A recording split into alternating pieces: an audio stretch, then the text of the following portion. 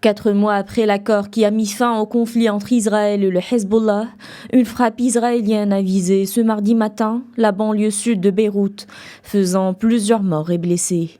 Le Premier ministre libanais Nawaf Salam dénonce une violation flagrante du cessez-le-feu. Israël confirme avoir visé Hassan Bdair, un responsable du Hezbollah et sympathisant du mouvement Hamas.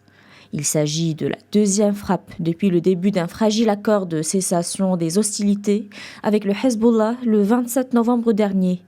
Les habitants, réveillés en pleine nuit, sortaient de chez eux paniqués, tandis que les secouristes aidaient les blessés. Nous étions en train de dormir lorsque nous avons entendu de violents tirs de roquettes qui étaient assourdissants. Nous avons été sauvés de sous les décombres. Comme vous pouvez le constater, nous sommes habitués à ces actes d'agression car l'ennemi israélien ne respecte aucune charte ni aucun accord. Nous attendons donc au pire et nous continuerons sur cette voie de la résistance.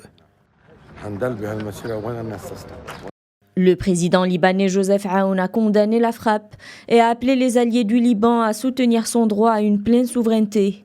De son côté, le Premier ministre israélien Benjamin Netanyahou avait, lui, déclaré vendredi qu'Israël frapperait partout au Liban contre toute menace.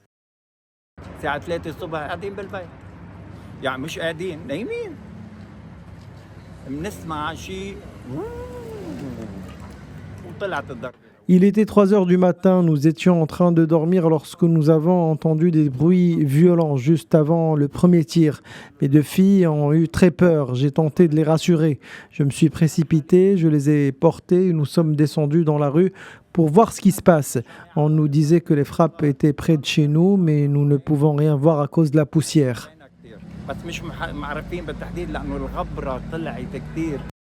Depuis le retrait incomplet des soldats israéliens du sud du Liban le 18 février dernier, Israël continue de mener des frappes au Liban, affirmant cibler des positions du Hezbollah. Rappelons que le Hezbollah avait ouvert un front contre Israël au début de la guerre dans la bande de Gaza le 7 octobre 2023, affirmant agir en soutien aux Palestiniens. Ces hostilités, qui ont dégénéré en guerre ouverte en septembre 2024, ont fait plus de 4000 morts au Liban et contraint plus d'1 million de personnes à fuir.